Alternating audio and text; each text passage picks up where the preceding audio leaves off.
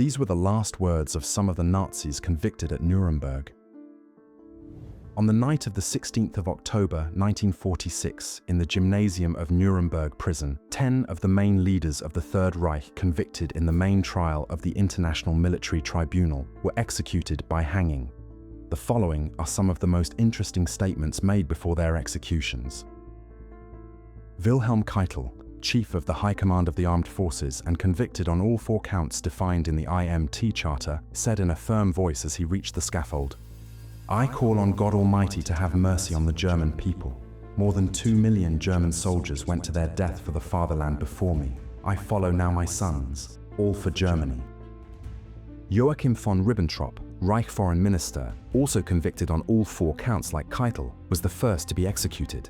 In a calm voice, he declared, "God protect Germany. God have mercy on my soul. My last wish is that German unity be maintained, that understanding between East and West will come about, and that there will be peace in the world." Arthur Seyss-Inquart, Reich Commissioner for the occupied territories of the Netherlands and also convicted on all 4 counts, was the last to be executed. His last words, spoken softly but intensely, were, "I hope that this execution will be the last act in the tragedy of the Second World War, and that the lesson learned from this World War will be that peace and understanding must exist between peoples. I believe in Germany." Finally, Julius Streicher, Gauleiter of Franconia and editor of the anti-Semitic weekly Der Stürmer, was convicted only of conspiracy and crimes against humanity. However, he was at the same time the most defiant of all in his last words.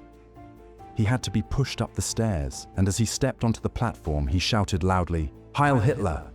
He then looked at the witnesses and exclaimed, "Purim Fest 1946, an ironic reference to the Jewish holiday of Purim, in which, according to the Book of Esther, Haman and his 10 sons were hanged, alluding to the fact that the 10 Nazis executed that night were a Purim gift to the Jews.